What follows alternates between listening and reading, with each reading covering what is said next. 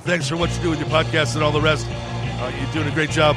Hope everybody keeps tuning in. You get a lot of good info, a lot of insights, understandings of how to get strong, how to stay strong, how to use your strength. You do a great job, dude. You make things better than they are in real life, I think. If you don't follow Massenomics, y'all do it. Social media, website, everything. Massenomics.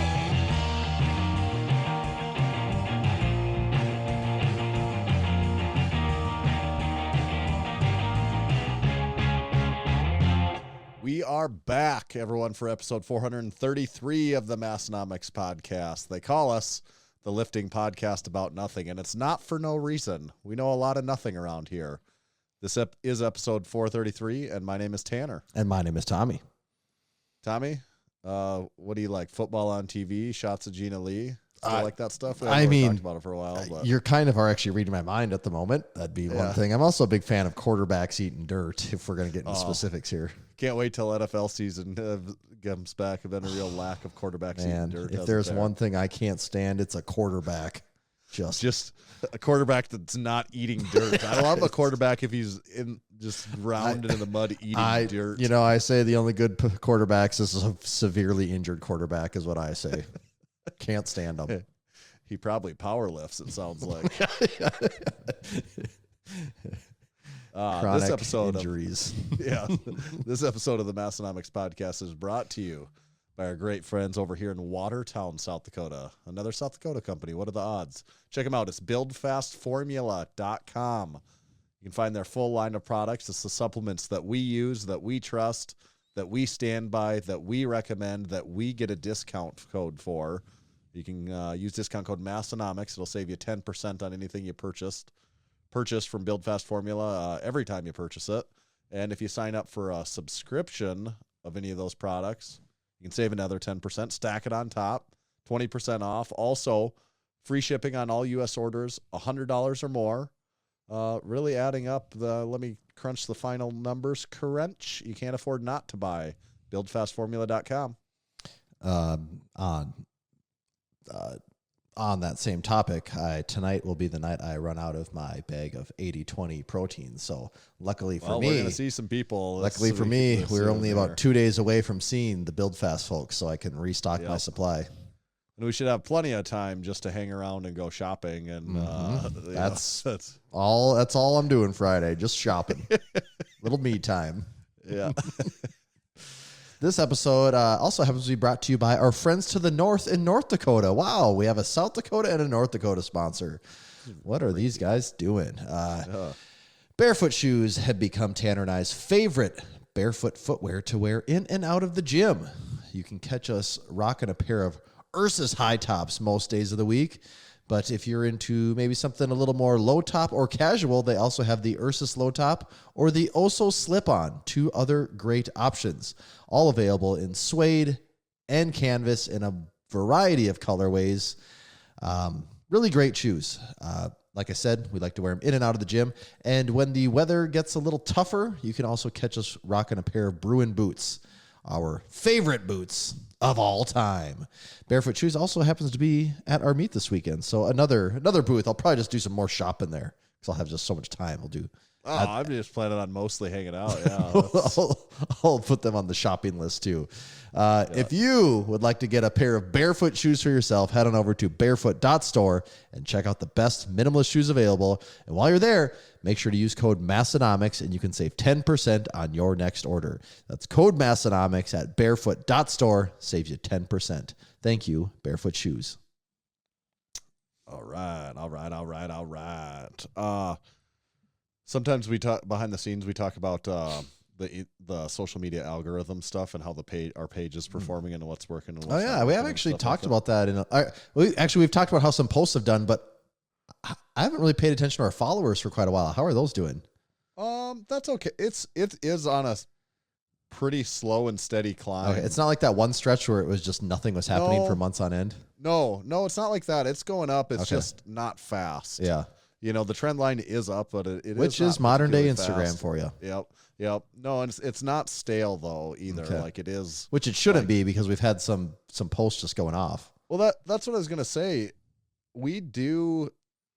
I don't know that it's every week now, but sometimes we get a couple of weeks, sometimes it might be a couple of weeks, but it's always reels, and it's usually almost always memes. We get ones that go between 500,000 and 5 million views really regularly now. And what's crazy about that is we talk about it and it's like, oh, that's good. That's cool. That's 5 million people seeing your, I mean, over the course of a month, that's how many tens of millions of views. Well, that's like, yes, exactly. Like it tells you in the professional dashboard, it always shows you a quick glimpse of accounts reached in the last 30 days. Mm-hmm. And ours is always over 2 million. Okay. Like in the last 30 days, we've always reached over 2 million accounts, which seems like a lot, right? Yeah. That it's perpetually always over 2 million. It's a lot of million. accounts. But what's funny is just how we'll get them that go 1 million, 2 million, 3 million, 5 million, 500,000. We'll might get a stretch in a week where there's 3 of them that go between 400 and 800,000 and all these numbers. But I'm not saying it doesn't do anything, but as a business, that Instagram effect, on our business doesn't really do anything. It seems good. It looks good. It can't be bad. It's better than people not seeing our account. And you get some followers, you get a percent or 0.1% of those people become followers. So you will see a little, you get a video that goes a couple million followers. We will get a few hundred, gets a couple million views.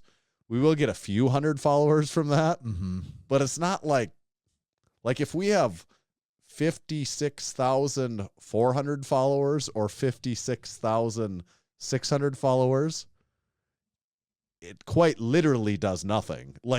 There is a net zero effect of that. Right, I think actually, right. it doesn't. It's still. I'd rather it be getting those than not, but it's just interesting almost how little it actually. Well, most does people, if you do. told them, okay, you're going to make a post and 1 million people would see it, a lot of, especially business owners, would be like, oh my God, this will change everything. Yes. And now it's, no, trust me from experience. I would know it doesn't. Yeah, but a friend of mine in Instagram posts got it on. Not quite. So that was interesting. One other note on that I wanted to point out is it's also crazy how these can sit around and not do anything in particular for a while. I know I talked about this one because I just thought it was particularly funny at the time when I made it. It was a Monsters Inc. one where the John Krasinski guy is talking to Mike little Wazowski, Mike. Yeah. and he says, "I didn't even know you were in there." And it's the joke is point of view. You notice the LaCroix you just drank is supposed to be lime flavored, and I loved it when I made it. It was a ripoff of some other version of this meme, but I'm like, this is one of those cases where I'm like, I feel like this one is funnier because he looks like a lime. Oh. I'm like that. The whole joke hinges on the fact that he literally is a walking, talking lime. I actually never thought of it from that point of view before. Right. I mean, he literally looks like the texture and shape and color and everything of a lime. So I'm like, that to me is what ultimately always made that so funny. And that one at first, when it posted, it maybe got somewhere between 10 and 50,000 views. And I'm like, that's fine. Mm-hmm. But I'm like, I thought this one was just I would have taken it to the bank. And of course, historically that proved not to be true. So it's not surprising. Your first mistake right there. Right. And, but I came back to it, or weeks later, and all of a sudden I started seeing likes and stuff. This one pop up in the feed all the time. And I went back to it and I'm like, oh, I just checked now. It has 1.3 million views. And it took over a month before that ever gained any traction, been a while too. Yeah. It's what? It's been a while. There it is. You know what that means when somebody on the Massenomics podcast says it's been a while. You know what that means We when someone play says that. it's It's been 1 week. 1 week since you looked at me. Cocked your head to the side and said it's been a while. So that, I guess that's kind of all the notes I had on that. Just A, sure, we've been getting stuff that's done well. B, doesn't really do anything. C, I guess it's still better than nothing. And D, I still am so proud of that It's just LaCroix lime meme. It's just enough to string you along, give you that dopamine, Yes. that dopamine rush you That's needed like, to yes, I need put to up keep the doing fight this, another I guess. day. They're making me think it's worth it, even though it's not. All right. After 5,791 posts, I was going to check out, but one did good, so I guess I'll keep on fighting the fight here. Yep. Yes, exactly. That's all my notes on the social media world, the ever-changing social media world. Also, while we're talking social media, if you haven't been following the Massenomics YouTube, get on over there. Seriously. Just a treasure trove of videos, 2 a week, every single week. Seriously, dudes and dudettes, check it out. It'd be a real crying shame. It's an absolute freaking travesty to me if someone's a fairly regular listener of the podcast and you're listening to this right now and you're like, yeah, I've never really checked that out. I'm not interested. I'd be like, what? What are you doing? Go listen to that. Watch those now. You're really missing out. I promise you like them. Yeah, so do please subscribe to our YouTube channel. We're putting a lot of time and resources into that, aren't we? We are. Lots of time, lots of resources. The resources, they're all going into it. There was a word that somebody said I said funny on a YouTube comment that I'll have to think of it and see. Someone was calling you out on niche. Yeah. Oh, do you feel like there is one correct one to say there? Niche. I've heard both I know so many like times. a long time ago I used to say niche and then I got and then you also hear the trained that niche. I feel like that's one. I say niche. I was what I've gotten trained into saying, but I know I used to say niche a long time ago. But I have been since trained to say niche. Yeah. It's on the tip of my tongue, this word. I'm trying to look through the comments here. It was like a YouTube. It was a template. YouTube the way Tanner, do you say template? I think, then after hearing that, I'm like, I think I say both. I don't know which. It almost like depends on the sentence because I'm like, yeah, just send me over the template or send me over the template. Like in that sentence, I would say template. See, I don't know what the. I know. Sure. I used to say template way back in the day. But as part of the design business, templates are just part of the world that exists, and so you hear people mention the word template a lot. And I feel like just over time through exposure, I've changed my pronunciation to template.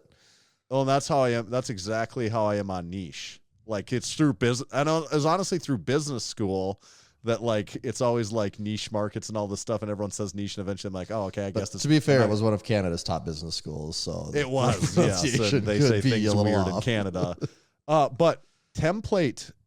Is that wrong? I don't actually know. I just hear way more people say template, so that's why I've always said template. But does template sound? Are you hear someone say?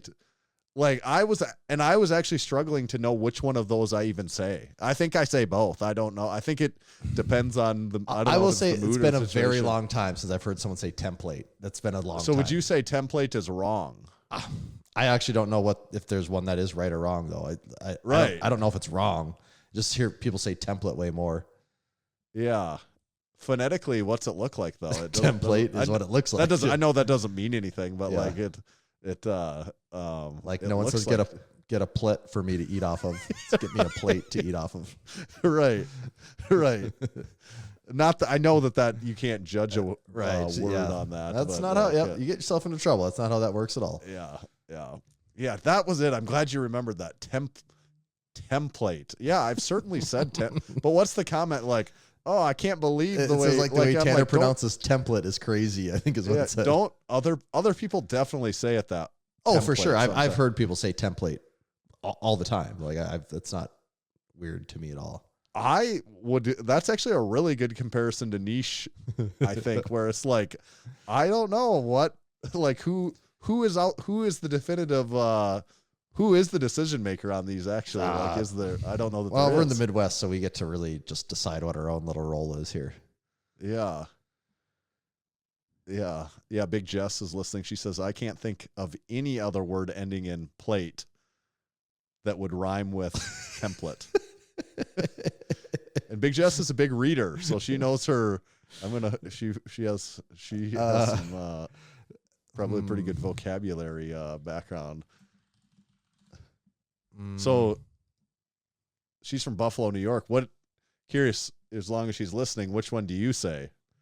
She almost sounds like she's making a case for saying template. But I definitely also, I think that template is right too. So I'm really riding the line hard on that one. Yeah, she's saying What are you saying, Tommy? I don't know. It's hard to Google pronunciations, even if you listen to the thing that says it. Yeah, she says she's keeping plate and template. Okay. Well, I'm feeling a little vindicated that at least I'm not the only person in the world that thinks that. What's Big Murph posted though? See that looks like template, right? What Big Murph posted there. Well, yeah, they'll say template is what it says, and then also template is the secondary. I mean, I don't think either one's wrong. I don't think so at all. Yeah, I just hear when people say template. More follow up on templates and templates both to come.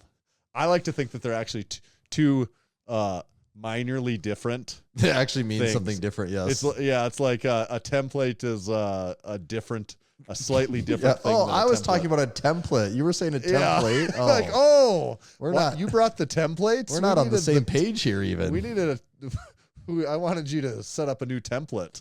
It's like finish. What is it in the office that we joke about? Oh, the rundown. His rundown. Yeah. It's like, oh, you did a run. No. Rundown. It was a template. Yeah. So what would in the lifting world? What we were talking about though is like a lifting program. I guess we were talking about. So it's like a template. Coaching templates. Which it sounds funny. Coaching saying template. Coaching template. Coaching temp. I don't know. Both of them are sounding really weird to me now. We've said it I too can't much. even It's say done. template It's without done it now. seeming completely off base now. Have you ever seen or not seen, I guess, I've been listening to a new podcast. Oh. Rarely do I ever listen to a new podcast. Oh, one made it into the rotation, huh? Yeah, and I don't know that it's no, I don't know about that yet. I don't know if it's in the rotation, but I have been sampling a new podcast, which I do not do often. You know, I have like 30, and I don't listen to all of them all the time. But you listen to a lot of them a lot of the time. Well, and like when I feel like I'm getting stale on the 5 I've been listening to, I'll go back through my other 25 and be like, do any of these interest me right now again? And then like sometimes it's nice. There's a nice back catalog of like Guy Raz's podcast, How I Built This. You know, I don't listen to that all the time, but sometimes I'll be like, I'm just sick of what I've been listening to, so I'll go back to that. But have you ever listened to Kill Tony before? No, but that's a comedian, isn't it? Yeah, Tony Hinchcliffe. Okay, yeah. I think it is like it is one of the top 3 audio podcasts in the world. Okay, right now. I'd never even heard of this until probably a month or 2 ago. Right, and now I've seen people mentioning it now. What's really interesting to me of it being so popular is it is not a podcast. Conventionally, it's not a few guys sitting around in a room or over over this just chatting. It's a live show every week at a comedy club where Tony, I've actually never seen the visual presentation, but I picture Tony and whatever couple guests, very popular comedians he has, whether it's like Shane Gillis or Joe Rogan or insert any comedian basically, are sitting around there, and then they draw names, these upstart comedians put their name in the hat to hopefully get on the show, and like each time there's like a couple hundred people that enter each week to get on this live show, and if you get drawn you get 1 minute on stage. Oh, really? And like some people have literally become famous because of their 1 minute of and like turned it into a actual like comedy career. Yeah. And also a lot of people are absolutely fucking terrible. And like, that's the whole, like, that's the premise essentially, is like, you're getting just this 1 minute of, and then like, I don't know, they're all like a couple hours long. So it's not like, they're not doing like 100 of these. They do one and then they interview the person, kind of like ask them like, what's your story? You look weird. Why do you look, and they kind of, it's almost like a mini roast all the time. But this is like, okay, I'm confused though. They're at a comedy club. But these people are calling in, or? No, they're there. Oh, okay. So it's They're like at all a these people are bar like showing up across for an the audition, street. basically. Yeah, they're at a bar across the street, and none of You put your name in the hat and you just wait. Like every night, like people will come every single week. Okay. And just wait for the hope. And like every time they get like a couple hundred comedians that, well, so this could totally be a TV show, but the fact that it is comedy, it also works in audio only pretty well. Right. Yeah.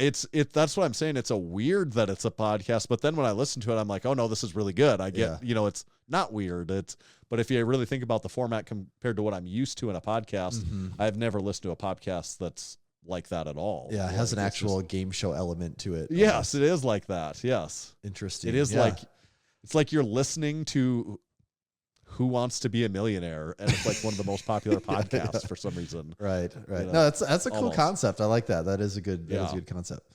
And it's funny. There's a lot of, if you like comedy stuff, there's a lot of laughs in there, and there's a lot of feeling like, oof, this person is awkward, and just stuff like that. Yeah. Or like, wow, that person just crushed it, they had 1 minute, they got up there and like, wow, they are hilarious. Yeah. Yeah. I caught a star here. Yeah. Right. So I have listened to a couple of those episodes. I don't know if not saying it'll make my permanent rotation yet, but it's showing promise. It is funny. It is funny. It's an option out there. I would say it hasn't officially made the rotation because I have not hit the subscribe. I haven't hit the button yet. Subscribe yet? Okay. No, like it's a big deal for me to hit subscribe. To add that into like the I feed. clean out my feed of when I'm like, nope, I no longer enjoy this. You're getting out of my subscribed list. I don't want you. I should actually purge my podcast feed a little bit because there's a lot. I mean, my podcast listening has been down a little bit, so there's definitely ones in there I should be removing. Yeah, just nobody listen to this purge Massenomics audio. Yeah, no, dude, do not purge this. Don't even think about it. Don't do that. You got a can over there, Tom? I do got a can. What's your can situation? I have got a Waterloo lemon lime. Hello. Oh yeah. I've got you heard about this? Speaking of upstarts, little upstart Wisconsin company, LaCroix. LaCroix. I think it's how you say it. They could have some potential. Limone.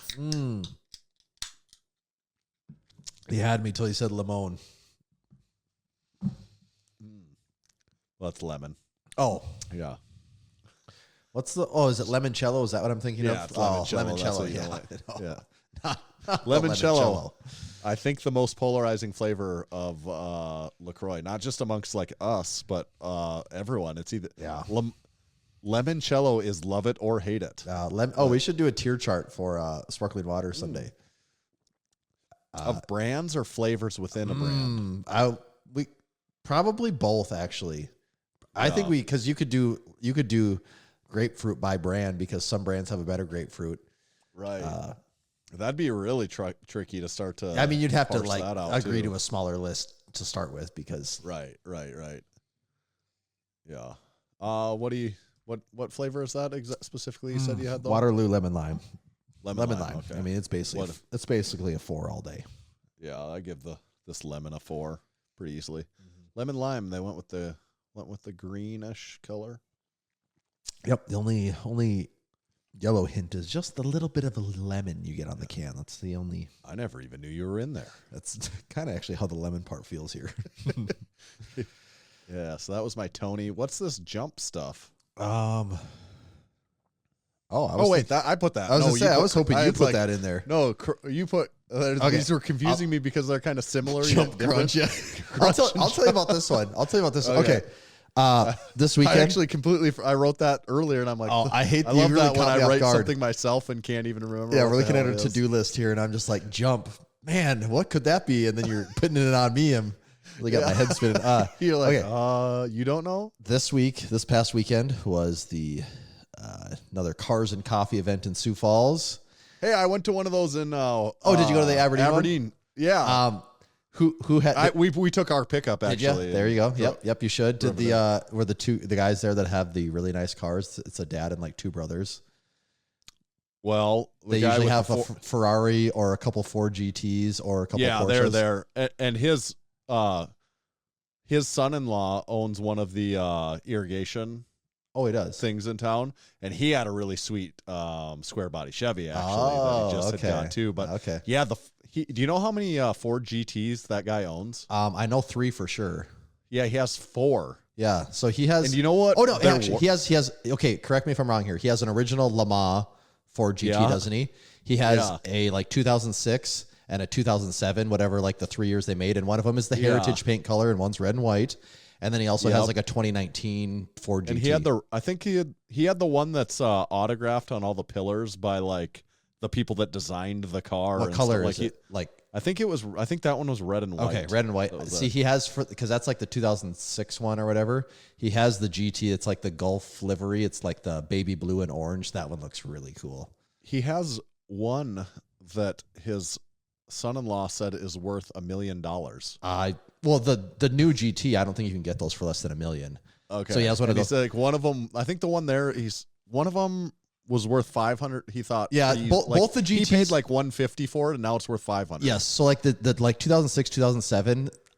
Like at the way I understand it is at their low point, you could get those in like the high 100s, like 175, maybe 150, and those would become a quickly appreciating asset. Where now like those are worth $500,000 pretty easy all day. Those GTs are a staggering car, though. Like, it's so cool. Just like visually, at least on the outside, they are so cool. They are. Like, I'm like, yeah, this car is just unbelievably cool. Like, I just, I don't have to know a lot about the Ford GT to be like, the roof of this car is 3 feet off the ground. Yeah, that's unusual. Yeah, those are really cool cars. It's funny because they were there. It's funny because there's a guy in town in Sioux Falls here that also owns a Lamar Ford GT, a 2006 Ford GT, and the new one as well. And he brought his entire collection to Cars and Coffee last month. The way I understand it, this guy owns many, many, many cars, so he didn't bring that collection. He brought a different collection this month, and the one that really stuck out to me was the Lamborghini Miura, which is like the original supercar, people call it. And I had to look because I actually didn't think anyone owned those. I had to look at the estimate online is there's like 400 of them left in the entire world because we're talking about a car from like 1970. Right. And on the low end, from what I could see, the car is so rare that like the big auctions don't even exist for this car. I think it goes to like a whole nother tier of auction. But it was saying like on the low end, it's a $1.5 million car, and on the high end, it's a $5 million car. And it was like, God, somebody drove this here today. That is absolutely insane. That is just nuts. I was taken aback. Sure, something like I know. that. I'm sure, and I'm sure the insurance is just it's probably crazy, but yeah, I was taken aback when I saw it because I was just not expecting that one bit to see a car like that. I didn't think I'd ever see one of those in my lifetime, and I'm not like a huge fan of like cars from that time and era. Like I don't pay a ton of attention, but I was like, whoa, this is something that's unusual to see this here. Yeah, that is. But so I was leading me into. So my dad came with me. I have a brother that lives in town. He met up with us and we got done. We went and ate. We got done at the car show. We went and ate at Freddy's Burgers, and right next to basically the same parking lot as Freddy's is the Crunch Fitness Gym. And my brother who was with, he has very different fitness goals than me. And I go, don't you go to that Crunch? And he's like, yeah, it's pretty crazy in there because it's only been open a little bit. And I go, can we see it when we're done eating? He's like, yeah, I'll take you in there. And so we go in. First of all, it's like the building is roughly the size of like Kessler's, in case you were it's absolutely enormous. And the parking lot is like as full as you would expect a grocery store parking lot to be too, just completely packed. And we go in and it's actually just shocking how much is going on when you walk into there because as big as it is, it does dissipate the people pretty good. It didn't seem that busy ever. I mean, I'm guessing there was over 100 people there, but when you're talking about something that enormous, it doesn't really seem that big. Right. And so actually the person at the desk has to give us the tour, I'm sure for liability reasons or whatever. But so they're showing us like the class area and then like their massaged water jet chairs and all of that. And it's like, okay, I don't care. But then we get to the actual gym part. Okay. Most gyms have every gym I've ever been to has either one or two cable crossover machines, with the full beam and the double stacks. Yeah. This had like 14 of them in a row. It's so bizarre to see 14 of those lined up in one continuous row. Yeah, you never see it that way. And then I guess it's probably also like the most popular piece of weight training equipment. I guess there was 5-6 guys all on their own one when we walked by those.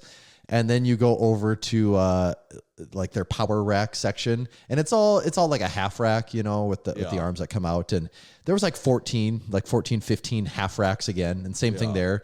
There was maybe 5 people on them, and then dumbbells. You go to dumbbells, and there's like 4 or 5 full sets of dumbbells from probably 2.5 to 100. Right. And then same thing, like every cardio machine, there's just like 50 of them, it seemed like. And even machines, they had like these, I'd never seen hoist machines. I've heard of them before, but they do like this weird thing where they kind of move with you when you use the machine. And so again, you just see rows and rows of those. And like walking through, it's impressive just how much is in there. Size and scale. Oh, and then also there was a live DJ playing music too. A live DJ on Saturday playing music, which is also just comical to see that. Yeah.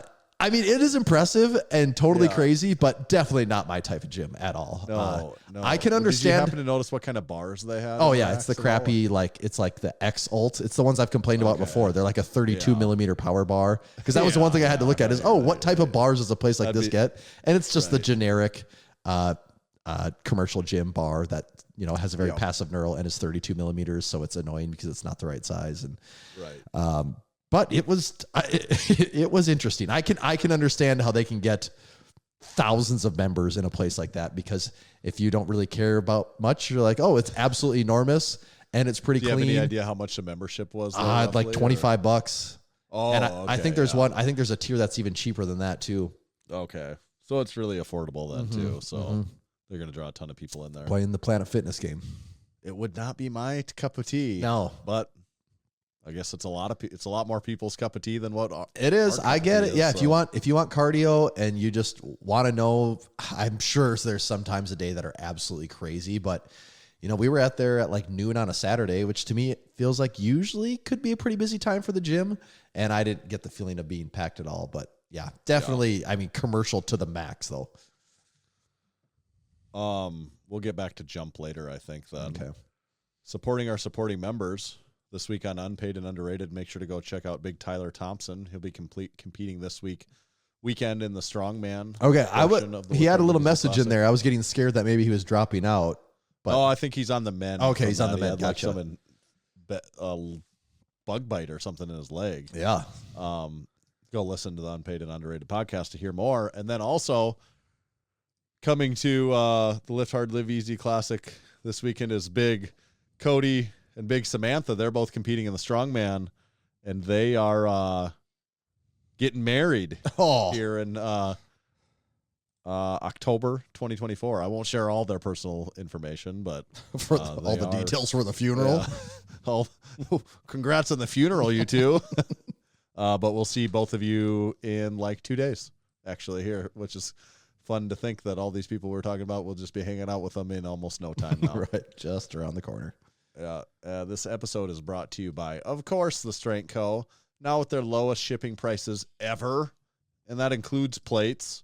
What plates, do you wonder? Well, all the plates. They got hundreds, the Big Daddy 100s, the 45s, the 25s, the 10s, 5s, 2.5s, 1 1/4. Most underrated plate might be their 10s. I mean, a 10 is a really solid plate. They have really solid looking 10s, and one of the, maybe not the star of the show, but one of the top supporting cast members for sure. It is damn good on the 10. So make sure you got a good selection of 10s from the Strength Co. If you need to call them, you can. It's 949-326-7652. Listen to them each week on their own podcast, the OK Podcast. It's okay. Check them out. Check out their plates, barbells. They've also got bumper plates now, all at thestrength.co. And our guest has arrived, so I'm going to let him right in, Tanner. Yeah, let's do it. Did you kick everyone else out? I already kicked him out. Gave him the boot. Thank God. What's up, guys? That's more like it. Big Nick, how's it going? Good, guys. You got me up past my bedtime. So we'll try to make it worth it. This is gonna be well worth it. You probably won't be able to sleep all night, honestly. Hey, I hope so. Well, it seems like you can hear us all right, and we can hear you. So we got so much good stuff to say. We're gonna jump right into it, so we don't miss anything on the recording here. Hit it, yeah. You guys lead, I'll follow. Excellent. So we got Big Nick Shaw, the owner, operator, man in charge at RP, right? Is that what's your official title? CEO or what's? I think they've changed it to just making sure that Dr. Mike doesn't get in too much trouble. That's basically the title nowadays. It's like Mike's handler is. Yeah. Actually, Mike's handler would probably be his wife Crystal, who does an amazing job of that. By the way, Yeah. So. Yeah. No, RP strength, obviously, nobody needs a big introduction on that. You know, if you're listening to this, you're already pretty aware. Everyone already knows they're a YouTube channel. That's Yes. So, and you're coming to us from North Carolina, right? I had that wrong. You're coming out of North Carolina. So, what part of North Carolina? What region of North Carolina? How do you describe it geographically within the state? Charlotte, North Carolina, so pretty close to South Carolina. Okay. Mm-hmm. So in this is a discussion we've been having lately, and actually the Carolinas have come up in this discussion. Okay. Within North Carolina, is there an upstate North Carolina? Would you ever say I'm like, oh, you're from upstate North Carolina? Is that terminology that you would use? I have not heard that. So I'm not originally from North Carolina. I grew up in Michigan, the lovely state of Michigan. Yeah. Via New York, then here. I don't think so. I've never really heard anyone say upstate North Carolina. Now there's like mountains. Yeah, kind of where Charlotte is in the middle. And then you've got the beach. So I almost feel like upstate would technically be the mountains, but I've never heard it referred to that. Okay. So you're thinking more like elevation is up versus north is up.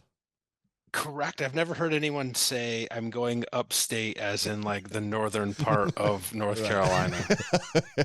So well, who knows?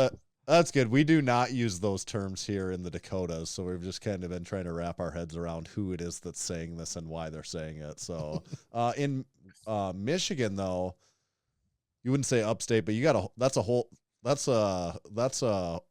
horse of a different color altogether, because there's literally like a little portion of the state that's isolated in the north. Michigan's interesting because you can go to the northern upper, or you can go to, like the upper lower, and you're just like, you start to get all confused. Northern Michigan is as much shit as people talk about the state of Michigan. Northern Michigan's pretty nice. Yeah, Michigan was cool when we were there here. I don't know, was it earlier this year, Tom? Last October. Yeah. It was cool. Is Michigan definitively Midwest then? Like, as a Michigan guy then, as a native, do you say Midwest or? 100%. So this is where Jared Feather, we've got into a slight disagreement on that, because Mike, a few other people at RP are all from Michigan. We're like, yeah, Michigan's Midwest, totally. Jared's from Missouri, and he's like, no, like that's more Midwest. And I'm like, what? No, Midwest is not Missouri. Like, that's Ohio, Illinois, Indiana, Iowa. That's all Midwest to me when I think Midwest. Missouri's kind of gets to be borderline the South. That's the fringe down there. Yeah. So RP, you said I think you went to the University of Michigan, and because I don't actually know the story, neither of us do. The start of RP, when, where, who, and what was it? Because it's probably something a little bit different than it was whenever it very first started. So when was that, and who was it, and what was it?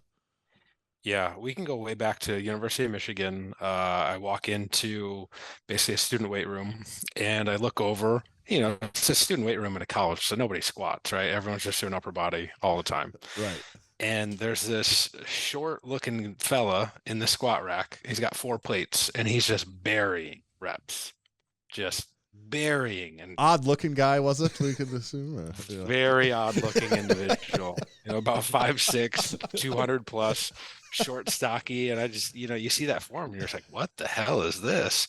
And it's one of those things. You see someone doing some cool stuff, especially in a student weight room, and you give that like nod of respect, a little like, yeah, all right, yeah, you know what you're doing. Anyways, we get to chatting, and he's like, hey, like you're decently strong. You should. He's like, hey, I started the Michigan Powerlifting Club. He's like, you should join. You should come do a meet. I'm like, all right. So I did. That was 2007, and did powerlifting meet. We drove down to Kentucky and competed in the NASA Federation. You guys familiar with NASA? I've heard of it. Does it still exist today? No clue. Okay. No clue if it still exists. But that was like me getting into powerlifting. Mike helped coach me through it, and that was when I started to get pretty serious about lifting. And shortly after that, Mike was like, "Hey, you should train with me." We started training together. He put me on my first ever mass phase. I was trying to get up to 200 pounds, and I was in the Michigan dormitory. And he's like, "All right, here's what you're gonna do. You're gonna go, and you have whatever, like there's a certain number of meals you can go eat for, quote unquote, free on your meal plan." And he's like, "The first thing you're gonna do at lunch and at dinner is you're gonna start with soft serve ice cream." All right, I can handle this. And so, well, do you want me to keep going? Yeah, we lost. I'm assuming Tanner will pop back in here. Okay, yeah. He'll text me if something bad is going on. So yeah, keep telling their story. Okay. So it's like, you're going to start with soft serve ice cream at both meals. And I'm just like, are you serious? Like, are you out of your mind? He's like, no, you're going to do that. And it was like, again, this is 2007. So we know a lot more now, but he's like, you basically want to try to spike your insulin and then you can like eat a bunch more. That was kind of the general idea. I mean, anyways, like I started lifting seriously, was eating like that, would, take Tupperware into the, dorm and take some extra food, because, they don't, not that they're really watching you. I don't know if that was technically legal, so to speak, but yeah, I got up to like 200 pounds. And that was sort of the first serious foray into, getting serious about lifting and training. And then Mike graduated. He went down to Appalachian State to get his master's degree. I was 2 years behind Mike in school. So when I graduated undergrad, he was graduating graduate school. We both moved out to New York City and were personal trainers at a personal training studio that's probably legally shouldn't say the name of where we work. Yeah, I don't have any real good thing to say about that place. Kind of quickly realized that they didn't, take things too seriously there. So Mike left after about a year to go back to go to ETSU, East Tennessee State University, get his PhD. And I stayed, and we started trading clients back and forth. He was working with people online, I was training him in person and whatnot, and we were just like, hey, we should just start a company together. That's like, so what year is this then?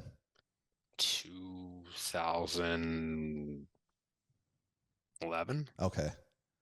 So yeah, so you guys, from meeting each other, you said about 2007-ish.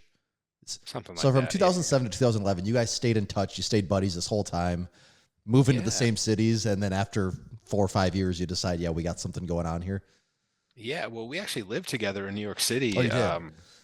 Yeah. So we were training people Midtown Manhattan, but we lived all the way downtown. We lived in technically what was a 1-bedroom. I'm gonna share some funny stories. You guys will appreciate this. So it was a 1-bedroom apartment because it's like Battery Park, like shit's super expensive. We can't afford it, so we got to stay like 3 of us in a 1-bedroom. So it was a girl. Her name was Arden. She was a power lifter, and then it was Mike and I. So it was the 3 of us living together in a 1-bedroom. But they like put up this like weird, one of those little like really skinny walls, and so she had the room to herself. And Mike, being the just ridiculous person that he is, was like, you know what? I'll just sleep on the couch. He's like, you can have the bedroom. And so I just had like a mattress in there, and like that's where I slept. And so the 3 of us lived for like a year, and that was the setup. And all we did was train and eat, and we didn't really have any money, so that was literally all we did. Was the training pretty sweet? That seems like really conducive for really awesome training, though, right? Yeah, it was, man. I mean, it was, yeah. And we used to train. Like I look back at some videos, and like we trained like psychos in a good way. It's just like, I don't know, just squatting 500 plus for reps, just like burying them, and look back at the videos and like just get super amped up, it's like the crazy, kind of just powerlifting shit. Like it was fun. It was a lot of fun. Did that for a while before Mike left to go back. And then, that was kind of when RP started, and we never thought it would, become what it is. We just wanted to help coach people. And we kind of thought like if we could do something like John Meadows, something like that, coach bodybuilders and just do that. And, maybe become somewhat known in the online space, we'd have been super happy and content with that. But, things kind of evolved. Yeah. I mean, it's evolved pretty wildly. Like it just seems, and it seems to keep evolving too, right? Like, I mean, even in, even in like the last year, it seems like the growth has been pretty wild, at least from the outside looking in. Yeah, it definitely did. So, started with coaching, did like the RP Diet 1.0, which we sold through the Juggernaut website way back in the day. That was 2014, so almost 10 years ago. Then went into templates, did that for a number of years, and really kind of did that a lot in like the CrossFit slash, somewhat powerlifting, weightlifting circles. We were really big there for a while. And then it was like a little bit from, during the COVID years, not quite sure who we were really going after, still relatively well known.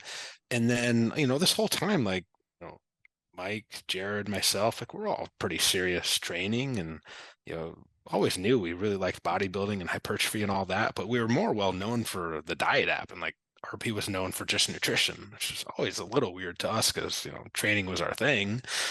But whatever. And then, it did evolve because COVID hit and we're like, hey, let's pivot. Let's start doing some YouTube stuff. And it took a while for that to eventually gain some steam. And when it did, Mike's got the gift of the gab, and, gee whiz, you want to talk about some one-liners that'll be perfect for YouTube shorts and, sound bites and all that. And then it's like the snowball, man. It keeps gaining momentum and more and more and more. And, we went from, I think, 1 million to 2 million in like 6 months. It was really, really crazy. That is insane. Yeah, it is. I mean, you have the most popular YouTube, I don't know what category, is it like the most popular YouTube fitness channel that there is right now? I mean, like, right? Yeah. I think and that's a broad fair, category, that's it is pretty broad, man. Something, there's like the actual Dr. Mike who are my Dr. Mike. I don't know if that's the right term, but yeah, my Dr. Mike was on his and he's like a actual, I'm sorry, he's a DO, but he lives in New York City, and dude, he's doing like 100 million views a month, which is absolutely wild. He's got like 10, 11 million YouTube subscribers.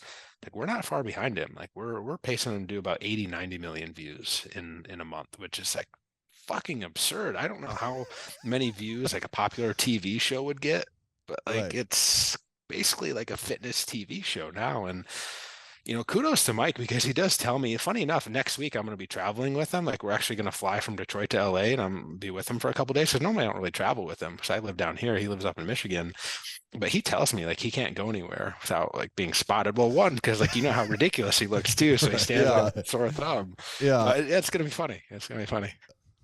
Isn't that a funny thing though, that it's like I got a story for that actually. Like I live in a nice little neighborhood here where we live in western northeast South Dakota, and I've got a neighbor about my age, and I would never think he has any, he maybe goes out and runs a little bit, and I know he doesn't go to a gym, and I'm not judging him for any of that, but just trying to paint a picture a little bit. He's nice guy, but would never imagine, he's semi-aware of Massenomics because he sees it all the time. We've maybe had passing by conversations, but I don't even really like to bring it up to people that I know aren't going to care, because I'm like, you don't care. You don't really get it. I'm not faulting you for that, but like, let's not even bother having the conversation.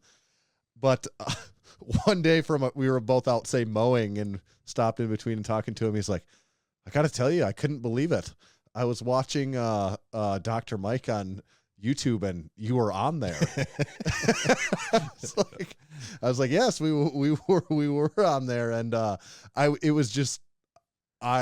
didn't say it to him because I'm not didn't want to openly pass judgment, but I'm like, I was just so shocked that he was watching the channel. Like, it's someone that I would have never guessed is like in on who you'd be targeting through RP, and he was like, yeah, I watch it all the time. It's great. Dude, it's the education is a big one. That'll give it the staying power, because there's always value. It's not like, clickbaity stuff that's, trending news, so to speak, which like comes and goes in 24, 48 hours and then it's gone. But it's the humor, man. It's the wittiness and those one-liners, and people just, see that. Imagine like the first time you see that, and like you look at that like giant head, and you're just like, what the fuck is going on here? And then you listen to it and you're like, that's funny. Oh, like that's a good analogy, man. That actually makes sense. Like that's funny. And so I remember this is way back in 2014. I went to visit Mike when he was living in Missouri somewhere, University of Central Missouri. He was a teacher there, and Jared was one of his students actually. But I sat in on one of Mike's classes, and there's like 30 people in the class. And I wasn't super far removed from college at that point, but like all the students are, kind of like leaning forward, they're laughing, Mike's making jokes and all this. And I just remember thinking to myself, I'm like, damn, he's doing this for 30 people. Like, is there a way that he can do this for, 30,000 people or something like that, like on a bigger scale? And, we tried to do this like paywall thing for a little bit. And then when COVID hit, we were finally just like, fuck it, let's just make everything free, put everything on YouTube. And that was, about the best decision we could have made, because it's like, you give people all that value and then you mix in the humor along with it. And like when stuff is funny, you're going to listen way more.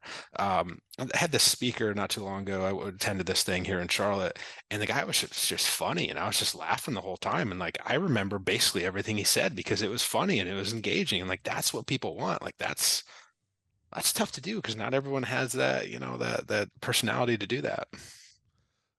Very true. Tommy, did you notice the word he said and how he pronounced it? Something we were just talking about earlier this episode. He's talking about God. No, I think you validated Tommy's opinion. You talked about I don't know if I could get you to say it without spelling it out again, but some of your early programming where it's maybe not personally customized to everyone. What do you call that? You sell this thing, they can download it. It's apps, templates? Yeah, templates. There we go. A template, yes, a template. Someone busted me the other day. I said template, I believe is how I was pronouncing it, and I did not realize that's how I say that. And we were just trying to decide, is that definitively wrong, or is there a divide there? Yeah, I've always said template. Yeah, okay. That's good. That's good anecdotal. Definitely I've heard template before quite a bit, though. Just like hypertrophy. Well, some people say hypertrophy, and I'm like... That one always catches me off guard. It just sounds so unnatural. I get it when you read it that way, but it sounds wrong.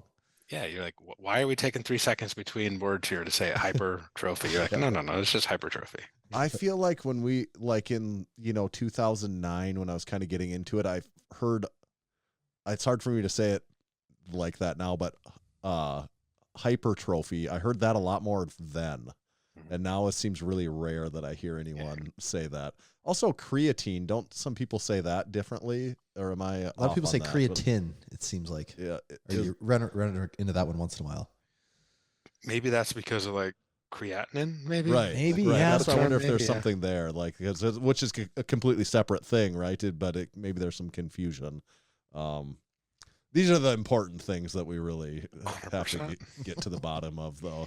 So yeah, 2 million now. Like, do you feel like there's any ceiling? Like, because when you got to 1 million not that long ago, were you thinking, oh yeah, we'll be at 2 million? 2 million is just around the corner, right? I look in, like the first thing I do when I wake up in the morning is I just like look over a bunch of stats. I know I'm just sick in the head. That's just what I do when I roll out of bed. But so I'm like always thinking about these numbers and sort of just always looking and analyzing and sort of hypothesizing about trends or whatever. And so I predicted, I was like, yeah, I'll probably be I was like, I think if things really go well, probably be at like 2.5 by the end of the year. And that looks like a very conservative estimate. In terms of where it could go, I really have no idea because, Jeff Nippard's got like 5. There's another guy, I forget his name. He's got like 6 or 7. The real official Dr. Mike's got like 10 or 11. Athlete X is what, like 13.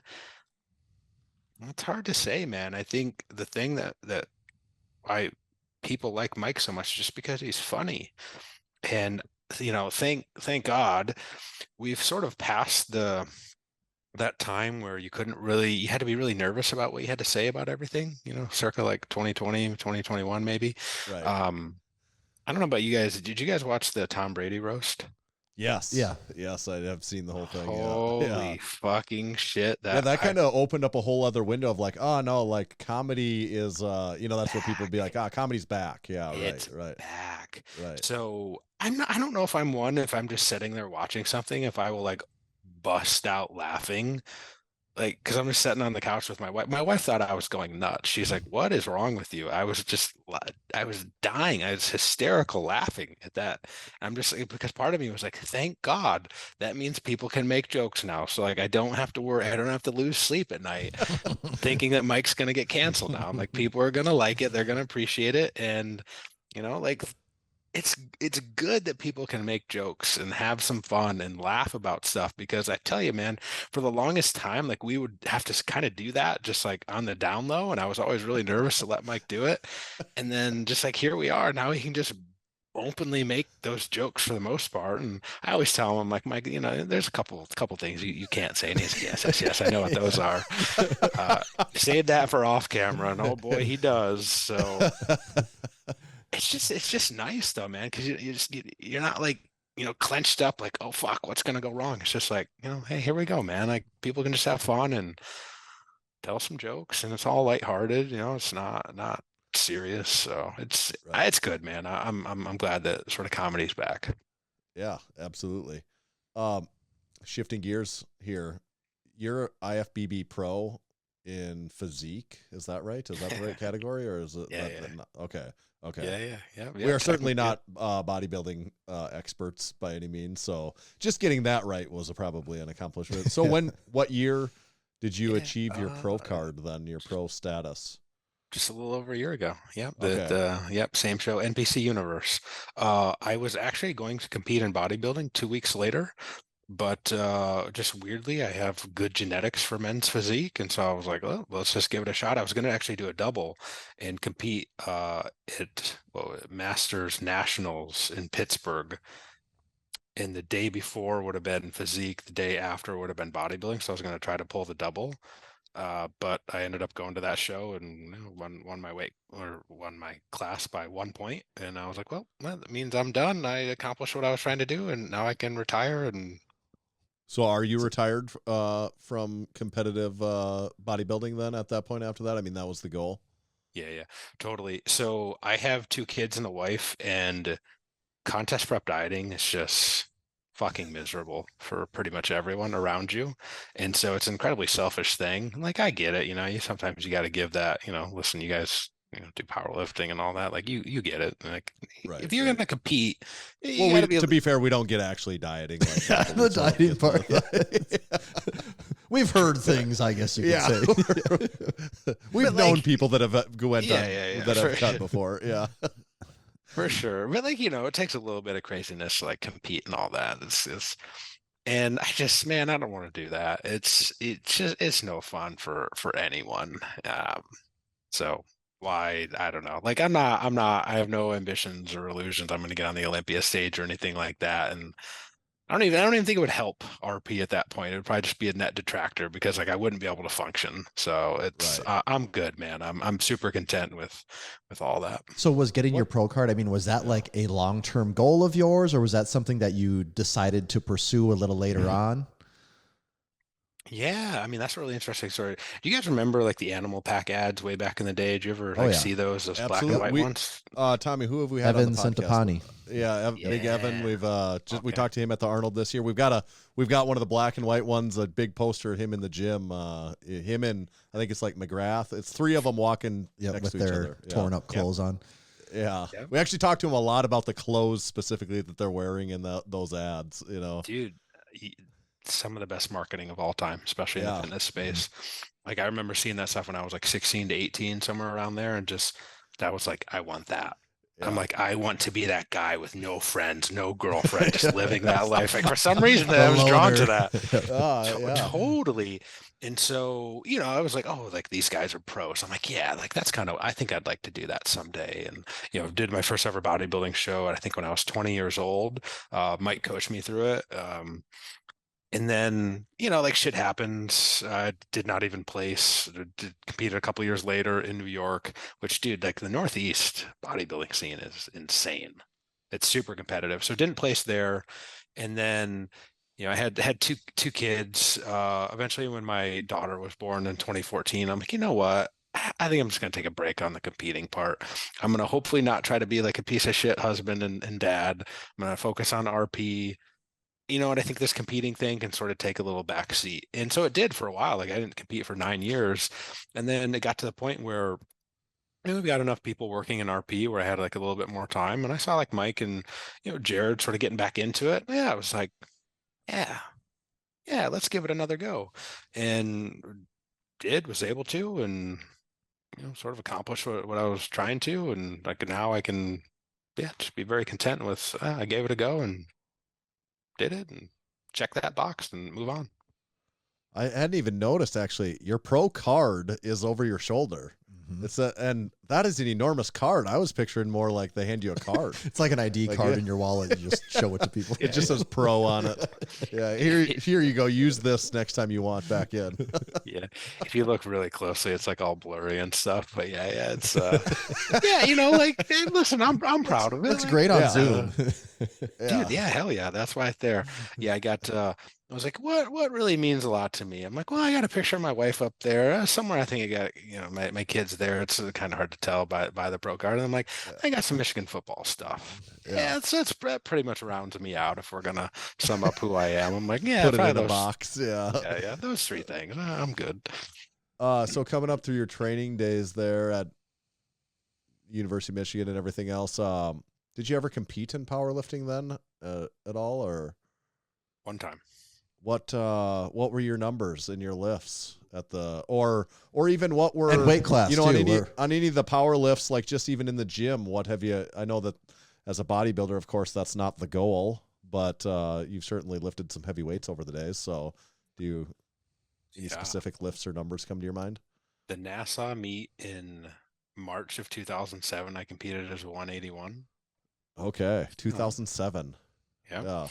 I think I squatted like 331, benched like 265, pulled like close to 5, Oh, something like that. so Not you bad, were not bad. you were a good deadlifter off the bat then, relatively speaking, at least. Relatively speaking. Yeah. Yeah. Yeah. I can't bench like for shit. The most I've ever benched is, I think technically I did 315 for 10 once, but I Okay. just, in terms of like, there's just something, I'm not super fast twitch.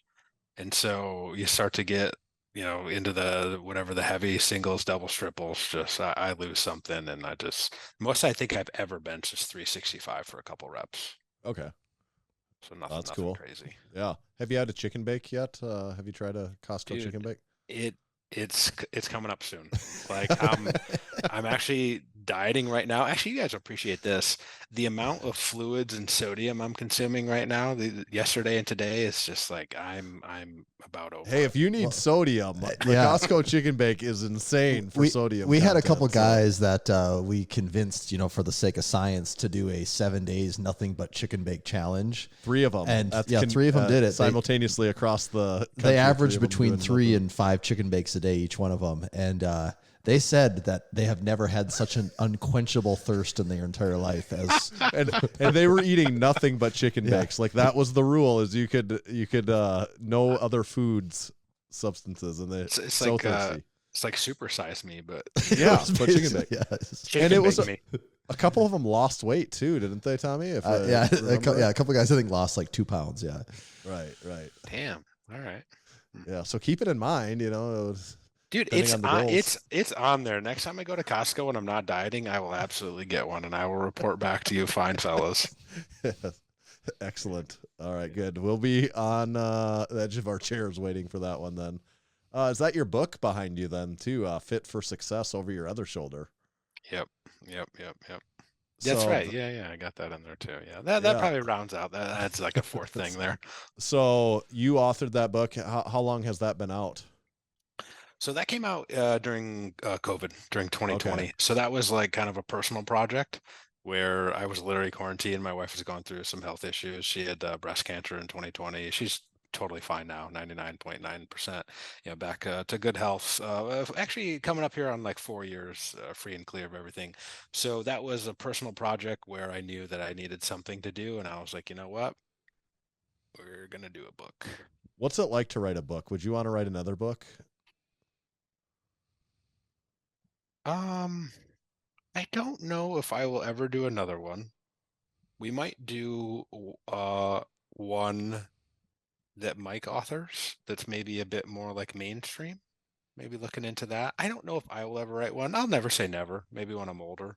But probably nothing to do with fitness. Like what we got people smarter than me doing fitness stuff. I don't need to do fitness stuff. So, Save that for. so when you sit down to write a book, are you just like going to your computer, opening Word and being like, I'm just cranking out like 10 pages today? Or like, what does that process even look like?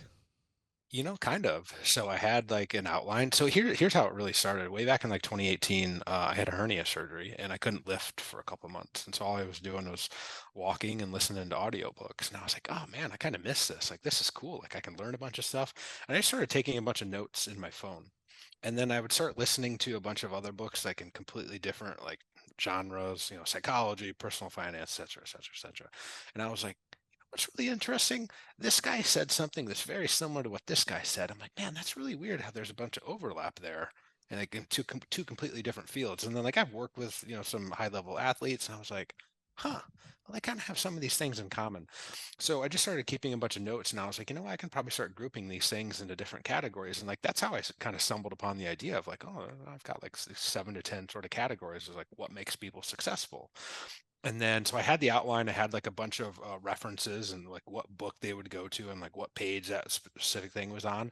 And so like that's basically how I came up with the outline. And then like literally could not go anywhere because this was 2020. COVID hit, quarantine hit. Like my wife's going through chemo, so like we had to take it seriously because we didn't no one knew any better, and fucking everyone thought the world was ending. So I'm like, wow, what am I gonna do here for the next like 3 or 4 months? As I sit home every single day and I can't go anywhere, and my kids are here all the time, and we've got to homeschool them, and my wife's going through all this, and I've got to try to work. I'm like, the fuck am I gonna do to keep my sanity? And so that was what I did. And yeah, like I just sat down and I would just sort of write, and I would all of a sudden had 30, 40,000 words and gave it over to an editor, and they made it sound a lot smarter than I really was, because fuck do I know what's going on with 40,000 words, and they prettied it up basically. Manipulate anything that you're like, hey, that's actually like you're literally changing what I'm saying. I don't like the change that you made here. Is there any of that? Maybe a little bit, not a ton though. Not a ton. They were pretty good with that, and they were like, because it'd be like, all right, what's kind of the key message? They would, a lot of like grammar, and they would sort of take some ideas and then kind of move them around so it flowed a little bit better. Was really more of what they did. So can you buy that on Amazon? Yeah, I think if you get the like Kindle version, you can get it for like $2. Okay. Would you rather someone bought it on Amazon though, or like RP's site? I don't even know if we sell it on the RP site. Okay. Like basically, it's designed mostly just to be on Amazon, and like Gotcha. again, it's not a moneymaker, so it's like $2. You can get it on Kindle. So did you have to read the whole thing after you had already written it and put it together? Like you've probably read those same words. Like by the end of it, you're like, oh my God, I don't even want to see this anymore. Like get this away from me. I just picturing if it was myself, I'd be like, I can't read what I've said any more times. Yeah, a little bit, but it was mostly in like chapter chunks. So it'd make you read one chapter at a time, and then you read the next one, and then you read the next one. It's like I'm actually trying to think back if I like really read like the whole book from like end to end, because you're really just doing it, piece by piece, chunk by chunk. Right. Okay. Yeah, that's a good question. Tommy and I were talking about something earlier. Curious on your take, obviously, though. So Dr. Mike, with the way YouTube has gone, it's kind of become the face. You'd say, quote unquote, right? Could you care less? Like, do you have any ego that's like, well, I want to be some of the face of this? Like, do you care about that at all? I'd be lying if I said 0%, because like we tried everything back in the early days of YouTube, and we had a bunch of different people on, and just people flocked to listening to Mike. And so like, it would be stupid to try to cram something down people's throats that they didn't want. Like that's just doesn't make any sense. But it's actually, a super interesting question, because for the longest time, and I did a talk back in February, and I was trying to make an analogy back to like the 90s Bulls. And I was like, all right, well, Mike's Jordan. Here we go. All right. Yeah. Yeah. Mike is you got clear me interest. Yeah. He's clearly Jordan. I got no issues with that. That makes sense. But I'm like, so are you Scotty then? Well, or you Phil maybe, like, or are you Dennis Rodman, or Now, okay, now we're getting into it. Okay. I can answer all these questions. So I Yeah. was like, well, maybe I am Pippin. And I was like, well, that doesn't really make sense. No, actually, Jared would be Pippin. Right. Jared's on there all the time. And I'm like, okay, that makes sense. And I was like, who's kind of like their, their coach? And so Mike actually pointed this out to me, and he's like, dude, you're Phil Jackson. And I was like, fuck, you're right. So I actually went and I read both of Phil Jackson's books. And I swear, man, there is a lot of like similarities.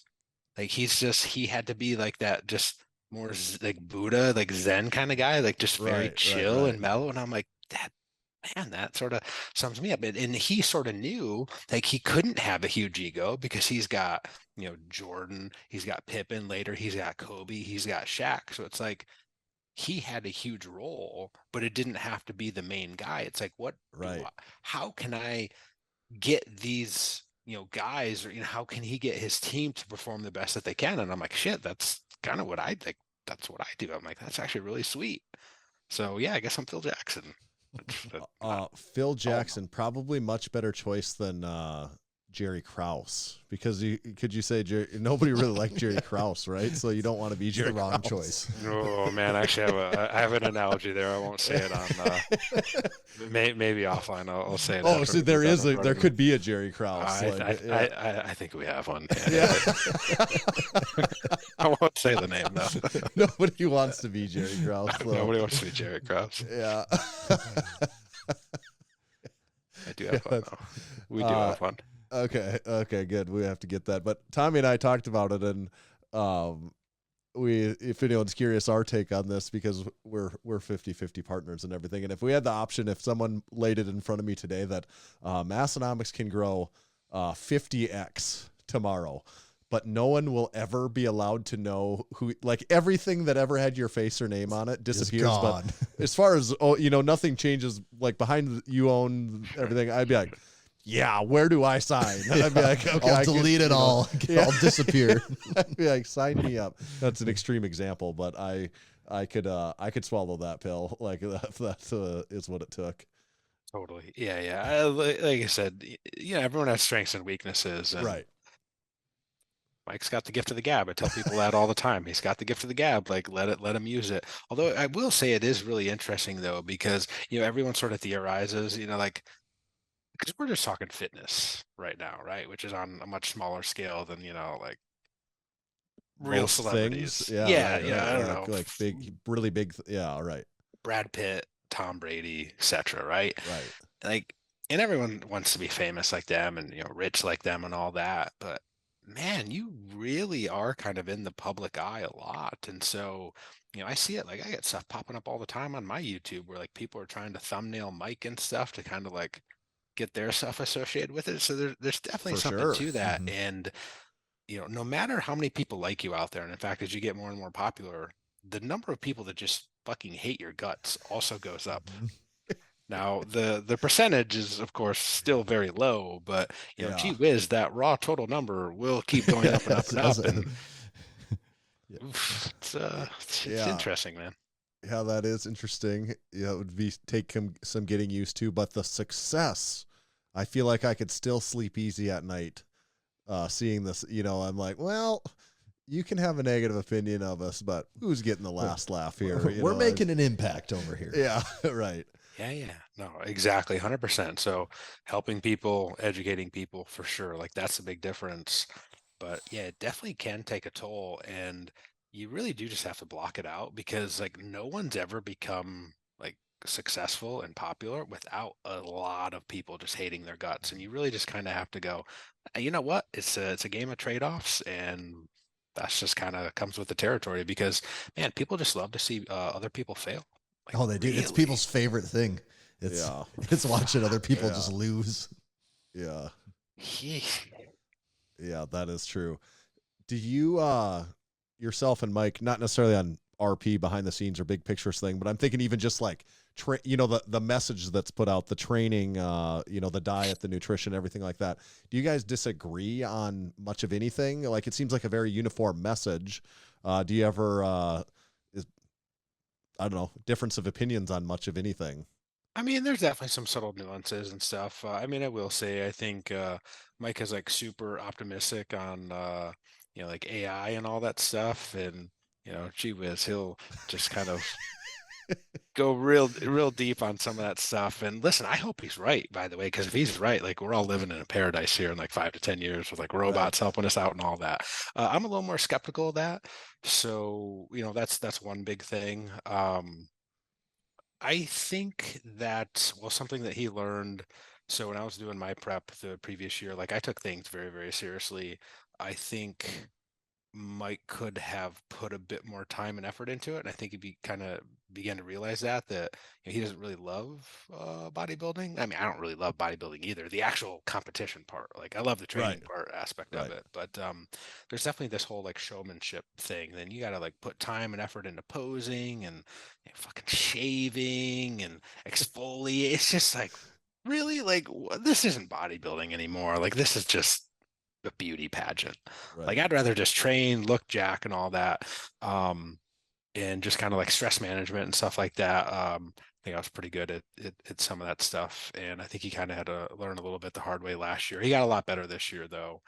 But yes, man, you just gotta really love bodybuilding, like actually love competition to get up there and deal with all that tan stuff. And do you guys know about bodybuilding tanning, like the whole process that goes into it? I think I've heard Very little. yeah, I've heard a like rough idea. Is there a sock involved or? Oh yeah. So, I'm not. I don't like that idea. Well, I gotta educate you real quick. You're gonna love this. Yeah.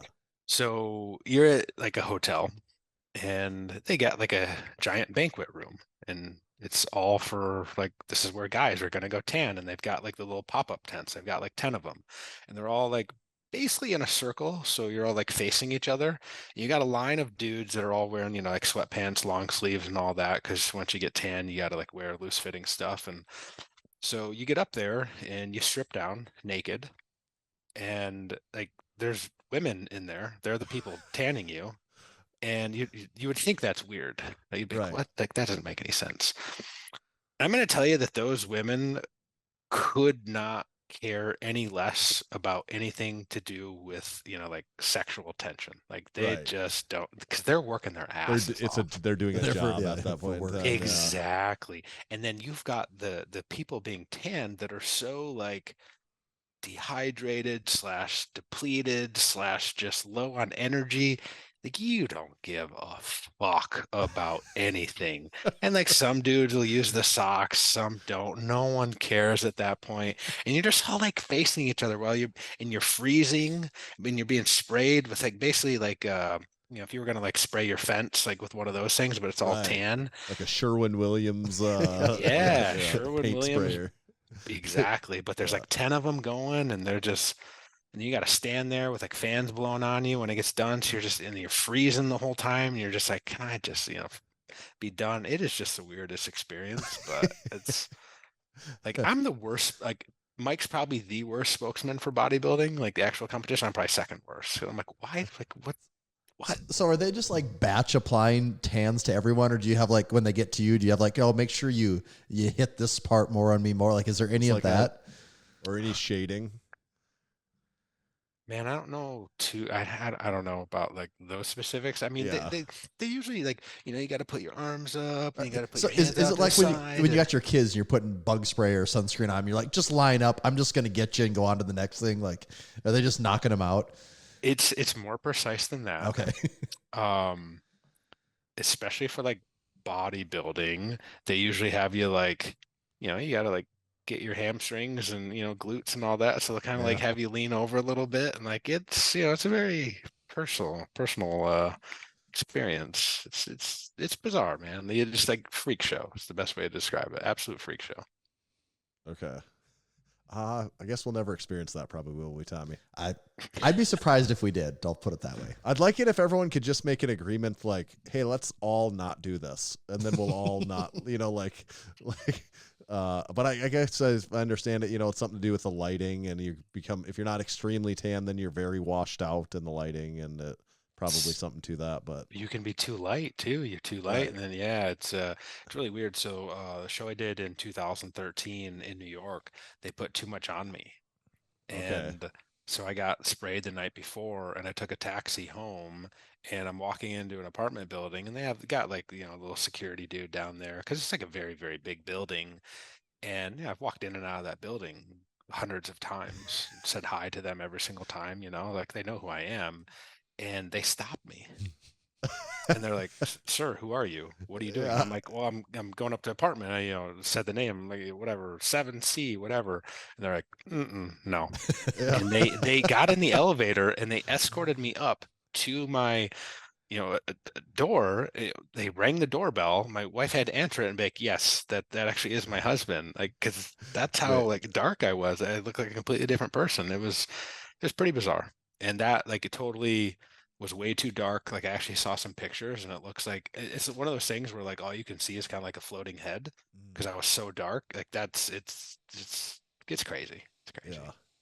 Yeah. Tommy, what do you think about underrated, overrated? Let's do it. Okay.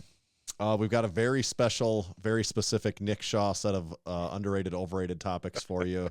We handpicked them just for you.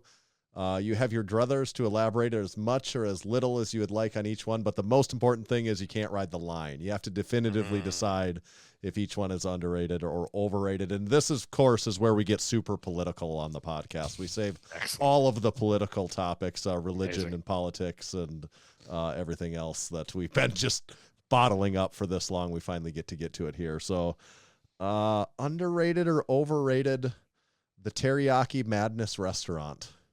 My God, that is criminally underrated. Fuck. It's one of America's finest establishments right there. I will let you know. So So bring us what up to is it? speed. Yeah, bring us up to speed Yeah. on Teriyaki Madness. What is not to like? It's delicious. And I mean, you can get brown rice, you can get chicken, you can get teriyaki out, you can get broccoli. I mean, dude, these plates are like this big. It tastes delicious. It's amazing. So It's so is this a underrated. chain? Like we've never even heard of it before. Yeah, I believe so. Okay. Funny enough, I actually did look into what it would take to start a franchise, and I'm like, what am I doing? I can't do this. And like, but there's a good Restaurateur. spot near. There's a good spot near me. I know one could be successful, but I had to not do that. I had to not pursue it. So is this like an Asian restaurant then? Yeah. Like, okay. Oh, But so when you say that, I mean, you can probably get all sorts of actual delicious stuff, but somehow I always go with the most boring stuff, which I love, by the way. Right. Okay. Tanner, I'm just looking here. There's one in my town. I didn't even know it. There is. It's on the list. Oh, wow. I'm going. Yeah. We're going to have a little follow-up homework to do on Teriyaki Madness. But so you can get some basic rice and one ingredient meat sort of situation, whereas But so you it's probably good. get a couple, and I think Right. you can, dress it up a little bit. You can probably get some, dude, I'm like, I like Asian food, but I get the most basic. Yeah. So boring what's shit your that I go-to order there? chicken, rice, Just and chicken broccoli. rice. Okay. Yeah, Yeah. sure. I Kinda love it too. It's a little cliche of you. It's yeah. exactly cliche. Okay. Underrated or overrated? The College Football 25 release, the game. EA Man, Sports. I have not played it yet, so I'm going to hopefully say underrated. I just bought a PlayStation 5 just so I could get that game and play it a little bit. And my wife just thinks that she's like, what are you doing? Like, you're a grown up. Like, I'm just like, you don't get it. I'm like, you don't get it. Hasn't been out for over a decade. By the way, there were over 720,000 people playing that the night it released, and that's at $100 a pop. You do the math there. That's over $72 million of revenue EA Sports collected just from those people that were playing it on day one. That does not include folks like myself that are going to get it Right. mailed to them in a couple days. So their long con play is really paying off here finally now. Like them going away for this long, they're finally getting to cash in on it. Crazy. The hype for it is insane though. Like, I mean, everyone is, I can't recall, but I mean, college football, never was I a serious gamer, and nor do I really even know about any of the games I typically hear people talking about when we're talking on the podcast Same. and stuff like that. But I loved playing college football. That is the one game that I've played way more than any other game. My college roommates made fun of me because I would do a dynasty and I'd be like 20 years into it. And I'd be, 20 national championships, 20 Heisman trophies. Absolutely. when I was going to college, my roommate, who we, I ended up being the best man in his wedding and he in mine. But we would do dynasties together where you both run a team and the other person has to play their game for the week before you can play your game and move on to the next week and stuff. And we got in literal fist fights over other people just padding stat, because it's like who can win the Heisman and who is going to win the national championship. And we would get very upset about the other person ruining the integrity of the game, where it's like, you're not playing that as someone would play football. You are literally just you found a glitch in the system and you're just now you're getting 1,000 passing yards a game because of the inaccuracies of the way the game can be played. Yeah. Oh, 100%. Absolutely. I would get to the point where I would I would simulate probably 10 games out of the year, and I only play the national championship game and right. The one Ohio big State game, maybe, something like that. Yeah. I wouldn't even take Michigan most of the time. I'd Okay. take I'd create a school or take a 1AA school, and that. There's a little more fun to that. Yeah. I'm excited to give it a try too. Luckily I have a son that's old enough that I don't have to justify. It's no, he needs this, so that I can get I it mean, also. my son's into video games, but I was like, hey, I'm like, can I buy you a PlayStation 5? And he's like, no, I don't. I'm like, I'll buy you college football. And he's like, I don't, what? He doesn't care about sports. And I'm just like, Yeah. I said to Meg, all right, sorry, babe. I'm going to get this purely just for me. And she's like, okay, do your thing. Yeah. Okay. All right. One more, not too in the same vein almost. So overrated, underrated, Charles Woodson. Underrated. I mean, this guy was a stud at every single level. True freshman at Michigan, playmaker, sophomore, junior year, wins the Heisman, goes third overall into the NFL, becomes a Hall of Famer, Super Bowl champion, one of the best defensive backs of all time. Underrated. Has to be underrated. Only defensive player to ever win the Heisman. Still. That's a good point. Yeah, that's a good point. Clearly I'm biased, but still. Yeah. Who, when you were at Michigan, who were any of the standout guys on the team? Is there?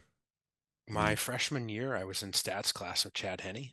Oh yeah, quarterback. Yeah, he went on to not do that much in the NFL, if I remember correctly. But probably made tens of millions of dollars. Oh as a yes, backup. right. He was a starter for a while, probably the first half of his career, and then probably still made I don't know, $5 million a year for another 7-8 years as a backup. Right. What? No, it's just let me judge him from over here sitting in my basement. He didn't do much. Very nice guy though. Very nice guy. Yeah, very nice guy. Yeah. Okay. Yeah, definitely remember him. Okay. Last one. This one's worth all the marbles, and this is from some insider information. Overrated or underrated Michelin star cuisine? Way overrated. It's completely lost on me. My God, I've got the palate of a 10-year-old. I wouldn't appreciate any of that. My wife and I went to Cancun, and they have nice restaurants, and I was like, whatever, I guess I'll eat at them. But they give me all this little weird shit, and I'm just like, what is this? I just give me a bunch of food and I'm happy. Give me teriyaki madness and I'm happy. I don't need all the fancy stuff. So overrated for me. Tommy, have you ever had any Michelin star? I have not cuisine? had a Michelin. Nope, it has not happened to me yet. I have to say, I completely don't even understand what that is. Is it actually Michelin? from the Michelin Tire Company? I don't know. Is it related? Are we talking a separate company, or is that related to the Michelin Tire? Is there any? I don't honestly have any idea about any of it. I mean, I don't either. I don't think it's related, but I mean, you're asking the wrong person here if you want clarification on that. Okay. I don't know. I just a really quick Google search. It looks like they actually are connected. Really? Yeah. A French entrepreneur started the tire company 11 years earlier, and they decided they needed a rating guides for hotels and restaurants. Of course. I think it was to get people to drive. I believe it it was to get people to drive to these places that were off the beaten path, and then you would use your That's Michelin an insane tires to connection. That is an insane, pairing those two I mean, things together. that's 19. What's the year here? 1940s marketing for you, right? Does it have anything to do, or is it all related to JD Power and Associates Awards? I believe JD was the co-founder of Michelin. Yeah, they're it's JD Michelin, intimately that's connected. right, yeah, that makes sense to me. Great news, Nick. It looks like you passed overrated, underrated. So congratulations. Damn. We'll send you a card that's just slightly bigger than that IFBB Pro card. So that would be good. Yeah, you can. There's got to be room somewhere in the cabinets that it could go in your overrated, underrated trophy. Plenty of space right here. Yeah, right behind you there. So congratulations from that big achievement then. And we do really appreciate you coming on, staying up and doing this. We were excited to get you on. This was really good. We would tell people what would you want people to check out? I assume everyone that listens to this is already aware of RP's YouTube channel, but what else should people be doing? Yeah, well, if you already know of the RP YouTube channel and watch Dr. Mike, I would say my Instagram at nick.shaw.rp be a place if you want to drop me a DM or something like that. That's probably for me personally. Otherwise, for anything RP, I just go to YouTube or just rpstrength.com. And get the book. Yeah, Amazon Fit for Success, like $1.99. I'm pretty sure it's always been priced that way ever since it came out. Okay. I need to check it out myself. Yeah. If I had more, if I was more prepared for things, I would have checked it out before this episode and could have grilled you on a couple things in there. But I thought your homework was pretty good, man. You knew about Teriyaki Madness, you knew about College Football 25, and you knew about Charles Woodson. So color me impressed. Yeah, we like to set the bar pretty low, so then people are pretty impressed when we just do even the smallest bit of work. They're like, all right, you guys are. Well, just a little bit above what I was expecting, which wasn't very high. All right. No, we appreciate it. This is a lot of fun. I think people are really going to enjoy this, and we'll hopefully we'll run into you sometime, someplace, somewhere. Probably Arnold or Olympia. All right. Yeah. Perfect. All right. Thanks, Nick. Awesome. Thank you, guys. Appreciate it. Yeah, see ya. Whoa. Cool beans. Cool. Hit both of them at the same time. Buttons over there. Yeah. Too many cool beans all at once. Too many teriyaki madness cool beans.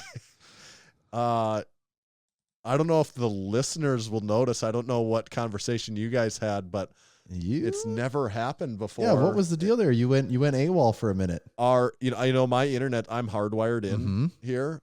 The internet went down. Oh. Like there was an internet out because I texted my wife and son. I'm like, the hell's going on? And I was like, trust us, it's bad. We don't got it either. Yeah. The whole house, I could just hear screaming and there was fire. Just and 911. You're getting text 911. It's really bad. And my wife said, no, there's an internet outage. Yeah, because I was like, the fuck is going on? Like it froze. And like that's maybe happened briefly. See, I didn't notice the freezing, which is hard to tell because you're not talking, so it's small. And you did just ask him basically the story of the timeline of RP, which is like the longest question you could ask. And he's just getting kind of going on it. And then you dropped out and he goes, oh, should we wait for him? I said, I'm sure he'll pop right back in because I figured you accidentally hit something or. Right. And then it was maybe a minute or two and you weren't in. And I was starting to be like, when's that text going to come in saying I was the just power's about ready out. to text you. And then I'm like, wait. We got something going. Yeah, here. you popped back in and he was still telling it, and then I tried to give sort of a verbal recap to maybe. Yeah, I noticed you. I was like, okay, thank God, because I'm like, and at first when I came back in, I'm like, is this live or is it doing that thing where kind of like catch up? Is catching you up? But like, so I was listening. I'm like, okay, we must be live. Yeah, he did say, he goes, do we need to wait for him? I go, no. Yeah, that's. So I'm thinking, if we wait, I got to edit that part out. That's going to be really annoying. Exactly. But I was also like, well, yeah, I was asking that as an interview question, but I'm also want to know that part of the story. So now I'm like, well, now I have to listen to this because I don't really know what I meant. Like he was finishing it up and I'm like, I didn't really hear the part that I wanted to hear. It was funny. After he said it though, I do remember hearing Mike tell a lot of the story because basically it was, they got done and they moved to New York or they were lifting in Michigan and then they ended up moving to New York together and living together and training people at a place together. And I do remember hearing Mike tell a similar story to that before. Yeah. All right. Oh, well, that was a good interview. That was fun, right? We are just we're not going to talk about it too much because we talked about it a lot last week, and we're going to talk about it a lot next week. But we are on just a couple days away from the Lift Hard, Live Easy Classic 2024, which is absolutely insane that it is like now. I am done working for the week. I'm done working my day job. You could for the say week. now the actual work really starts for the week. Yeah, Oh the God. work starts for the It was week. kind of dawning on me tonight. I'm like, the amount of shit that has to happen in the next There's so much. 4 days. And first of all, I'm leaving tomorrow too. And I haven't even packed yet. And I'm just like, it's just packing all the meats. I haven't done a meat in so long that I'm just, I know I'm going to be forgetting stuff, but it's just all that. And that's just one little thing. That's one thing. Is like one little thing. Yes, the powerlifting thing that's kind of the annoying part. The powerlifting thing is almost sort of in the back of my mind, which is sort of annoying too. But then it's also tonight I was starting to, it dawned on me like, oh yeah, also the whole content kit has to come too. So I'm doing the math in my head of all of the lenses and equipment and gear we need for all of that. And then there's just a few other odds and ends, random things I need to be bringing with me. And I'm like, oh man, it's going to be a hectic morning tomorrow. And then you drive 3 hours and just, it's going to be a whirlwind for 4 straight days. The trailer is loaded up is full of merchandise in our booth, basically. And then there's a lot of stuff that has to come out of Massenomics Gym, way more this year than last year too. Like probably multiple trailer loads of equipment that have to go upstairs and then get into the OD Ice Arena and then get set up. Could be a lot of probably work. even more daunting. Come back after a day after an intense day. That it all has to get back to the. It's all going to work out, but trying to think through the logistics in my head, it's like, actually, no, you can't even have a plan hardly because you can have a rough idea of what you think should happen, and that's about it because it's just so roll with the punches. But yeah, I guess maybe that's enough on that for now. Do you have an ad to hit us with here? I thought you would never ask. Yeah. Today's show is also brought to you by Texas Power Bars. Now, I know I said last week that the sale was done, and I'm going to check. And yes, you did miss your shot. The sale is done. But that doesn't mean that it's still not a great time to buy a Texas Power Bar. It's always a great time to add a Texas Power Bar to your collection. We're going to be competing this week, and we only compete with the best. So we're going to be using some fine pieces of equipment like a Texas Squat Bar, a Texas Power Bar. And when we go to deadlift, you can count on us to use the original Texas deadlift bar. Tanner, what coating are we going with on these bad boys? Black zinc. Black zinc all across the board? Black zinc. Oh, for the meat?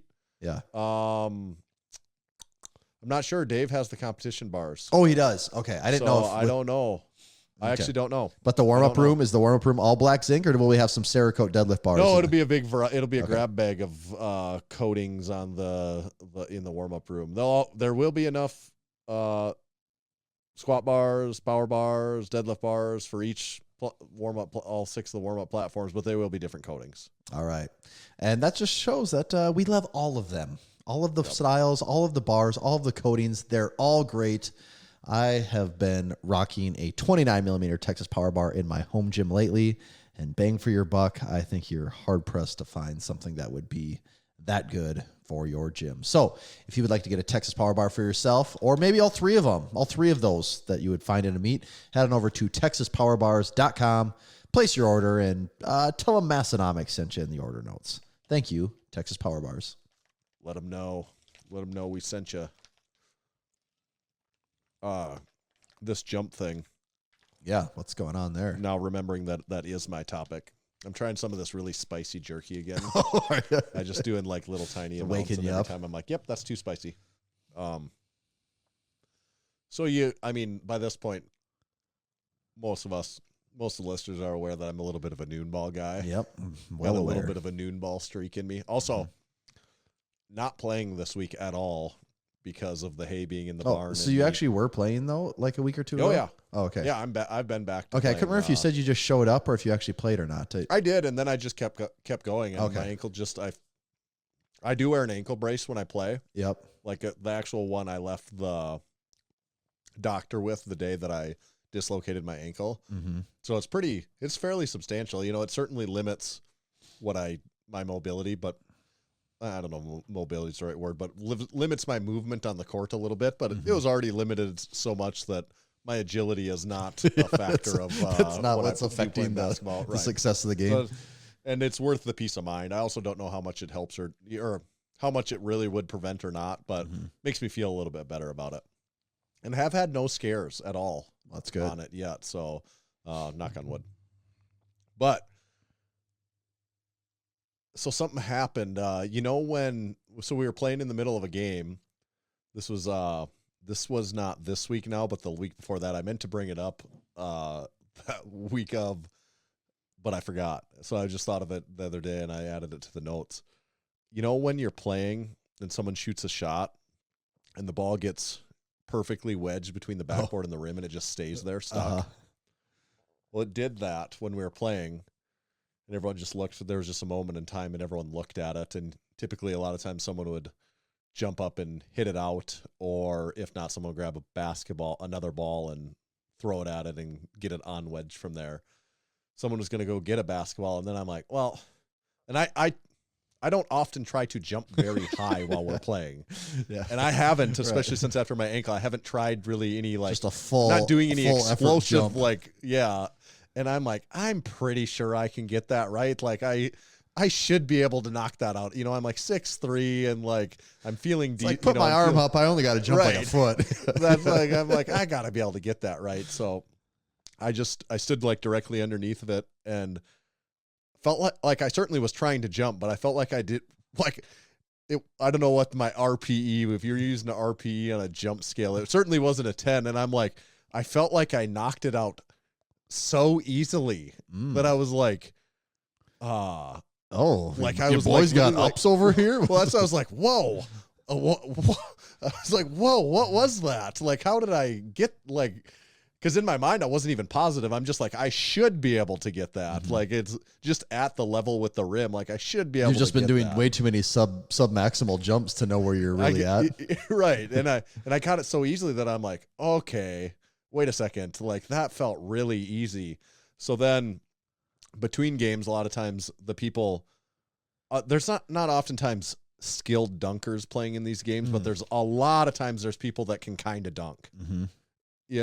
So in between game, there's also fairly rarely is there in-game dunks. Occasionally there is like there's fast break, like half-ass dunks in the game sometimes, like when we're playing full court. When it's half court, there's never a dunk because there's rarely people that are good enough. And if they are, they're probably not making a point of dunking in people's faces. Right.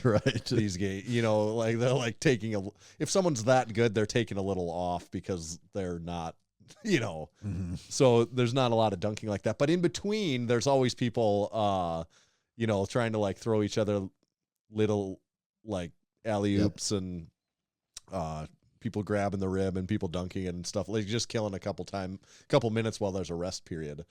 And I cannot palm the ball well. So that's the hardest part kind of right there. That is, for me, it historically is. So like when in 2009, 2010, 2011, when I got into lifting, like actually squatting, but I wasn't that heavy yet, I could dunk the ball pretty well, but it's because I could jump well enough that I could actually dunk the ball with two hands. Oh, yes. So I didn't need to palm the ball. Like I could take a couple steps, a drop step, and dunk it with two hands. And I could tell, like so I ran up and jumped up and to like grab the rim a couple times, and I'm like, wow, I feel like I got a whole fistful of rim there again without like going, it wasn't like I'm like grazing the rim here. I'm like, oh boy, what is going on? So I know I can't palm the ball, so I tell the one guy, I'm like, hey, throw it just like just right in front of the rim for me. You get it right there. I'm like, I'm pretty sure I can do this if you put it in the right spot, is what I'm thinking in my head. So we try it once and it's way off. I like try to grab it with my offhand and it doesn't work. I'm like, by this time I've jumped like 5 times. I'm like, I got like one more jump in me here before I'm calling this a day. And he threw it perfectly. And I flushed it like pretty well. With authority? Nah, I don't know. Not necessarily, We'll but say it was with like authority. It was definitively what you'd call a dunk. And I was like, wow, I was just riding. We play with a lot of guys that are Native American, black guys, and it's always just a mixed bag. And it was like that day it happened to be like all mostly black guys and Native American dudes. And I was like, that is a white boy dunk is the first thing I said. And everyone got a really good laugh out of that, because that is like the quintessential white boy dunk, when you can't really dunk, but if you can get someone to like throw it just right. Help me out a little bit. Yeah. Give me a hand here, man. So I had to call my wife on the way home, and I literally was like, I am old. I have hurt myself 15 times, and I just dunked for the first time in like 15 years right now. I am 37 and old. And your boy still got it. That's why I was like, I just shocked myself that I can even do that. So I was pretty pumped about that. Oh yeah. I mean, dunking, that transcends all ages. Everyone knows that a dunk is awesome. You don't have to explain that to anyone. It is like hitting a home run in baseball. Yep. I mean, maybe that's even more extreme case. But I mean, what's more universal than saying you hit a home run, you scored a touchdown, and you dunked a basketball? Like, you could say you squatted 600 pounds, and people are like, I actually don't even know if that's good or bad. Right. You say right, dunk a basketball, and people are like, hell yeah. Yeah, and some people might be like, well, you're 6'7", of course you should be able to. But I've known a lot of people that are pretty tall that. Yeah, you still got to be somewhat athletic still. Right. But I'm like, I am 37 years old, and I assumed I would never. Yeah, those days were gone. Never do that. And it, like, still not going to be proficient at that, and not delusional about it. Like, I'd absolutely never be able to do it while playing a game or like. But would you say it's all attributed because you really know how to peak correctly? Is that where? I did wonder. It did have me wondering. I'm like, is it because I've been watching my weight really closely and I've been strength training pretty stronger at the same time? My squat and deadlift are pretty good, and my body weight is 25 pounds less than. Yeah, I was going to say it's hard to say that would probably be there if you were 25 pounds heavier, right? I would just say there's no way. Yeah, like I think that's completely why I'm able to do that, is because my being, relatively strong, and then my body weight being down. I think if I weighed 275, I mean, I know that's why probably a big part of the reason why I never that it seemed ridiculously far off, and I haven't really messed with it since. Your ankle would probably feel that much more fragile too, jumping up with 275 going back down. Well, landing. Yeah. I think that's what, that's what they, those guys would say as they get older, like dunkers, they could still dunk it, but it's like the landing, the impact that they can't do that anymore. So yeah, that the body weight's probably a big factor of it, but that's like a pull-up discussion and stuff too. Like you don't have to be that much stronger, but if you lose a bunch of body weight, all of a sudden you're like, wow, I can do pull-ups. Oh yeah. It was always, everyone had that kid in gym class that was like you're in high school and he's like the wiry 100-pound kid. Wiry, yeah. It's like crank you out have like abdominals, but you're tiny or something. It's like, dude, you cranked out 15 pull-ups, but I mean, I guess you're strong, but you're not really strong compared to a lot of us. But you did 15 pull-ups. What's going on, man? You're really good at being light. Yeah. But yet not like a weak light, because some people could be really it's like you have just enough you're carrying just enough muscle there that you have muscle. Oh yeah, I always remember we had a couple kids in gym class every year. Like, how can you do so many pull-ups? And you're like, oh yeah, you just are that. Yeah, just that lean, man. Yeah, the old presidential fitness. That's right.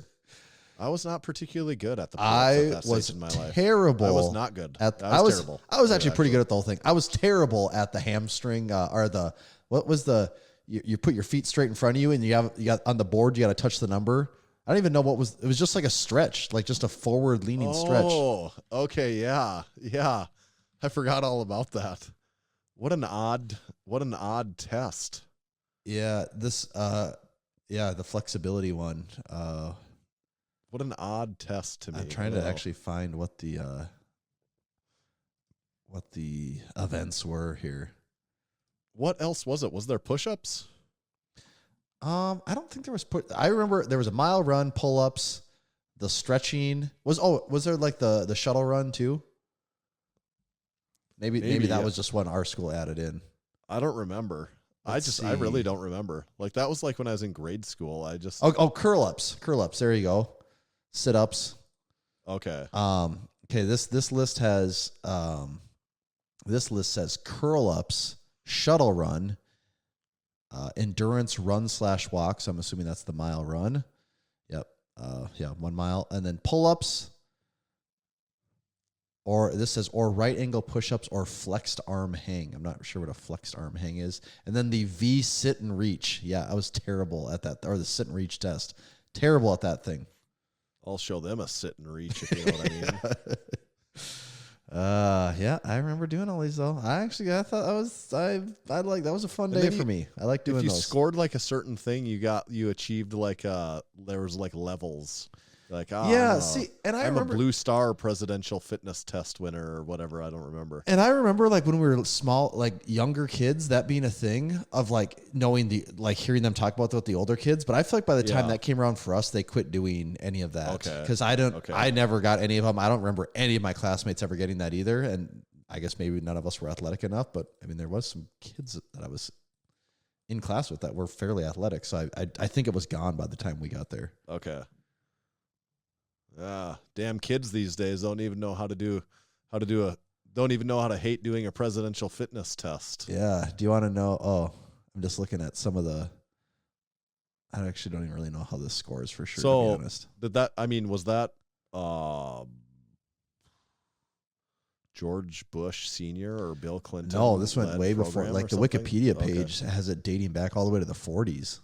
Oh, okay. So it was around for a long time. Yeah, there's an Eisenhower thing. It said Eisenhower created the Presidential Council on Youth Fitness by executive order, and then implementation of the test from Kennedy to Bush. So yeah, I mean it's been around in some version for a long time. I'm surprised, like in the 40s, 50s, 60s, they even needed something. It's like wasn't. That point you just assume it's an offshoot of something that's taking place in the military because people just wouldn't even understand fitness that well. I would kind of wonder if that's not like if it was not something grooming. Right. Actually, it probably was. Yeah. Know, like if you're thinking that if it's potentially started in the 40s, like. That is the thing here. Yeah. People for this. During World War I, fitness testing and physical training for children increased in schools and garnered attention from governmental agencies as they were linked to preparedness for combat. Yeah, for sure. Okay. Yeah. Makes sense. Because actually, even before we talked about that specifically, as we were thinking about it, I'm like, I feel like I'm getting some of this mixed up with my Army PT test. Right. Because I'm like, it is so similar. There's a lot of overlap there. Yes. Somewhat arbitrary fitness challenges. Right. It's like, how many sit-ups can you do in 2 minutes? Like, what is this? What are we knowing by this? I mean, I guess you got to test something. You got to test something. You got to think of something. They didn't have any other exercises made yet. So right. Sit-ups it is. Oh, anything else on our hit list this week in particular? That's probably about it for now. Okay, let me mention Juggernaut AI. Oh, I had a spot on this that I wanted to, and then I freaking computer, or I lost the internet. Where I saw a good little. Okay, personalized workouts. So Juggernaut AI's personalized workouts take the guesswork out of your training. Juggernaut AI does all the work, creating and adjusting your programs so you can just train hard and see results. Tommy, would you say that's true? I have been take the guesswork out. You just train hard and see the results. I've absolutely been seeing results, and I've definitely taken the guesswork out of it. So yes, here's all another those thing. are true. Variety and flexibility. High value training. The Juggernaut AI app delivers the detailed coaching you'd expect from a one-on-one coach, but for a fraction of the price. Well, I absolutely know that's true because with discount code Massenomics, it's like $30 a month. One more bullet point. Tracks and grows with you. Juggernaut AI utilize hundreds of data points about your training to optimize your program. The more training you do with it, the better it gets. Having used it, I would absolutely agree with that. The longer you use it, the better it gets for sure. Absolutely. JuggernautAI.app. You got to go through the website. That's where you can use discount code Massenomics and save 10%. This episode is also brought to you by SwissLink. SwissLink has been importing military-issue goods to the United States and into the hands of those yearning for quality gear at uncompromised prices for quite a while now. If you hop on over to SwissLink.com and click on the new arrivals section, you can see that they're always bringing you the heat. I mean, when I go on there right now, we have right off the bat Italian prisoner long john set. You know, you ever want to know what it's like to be captured in another country? Right there, you got it for you. We have the Dutch Army OD bungee cord.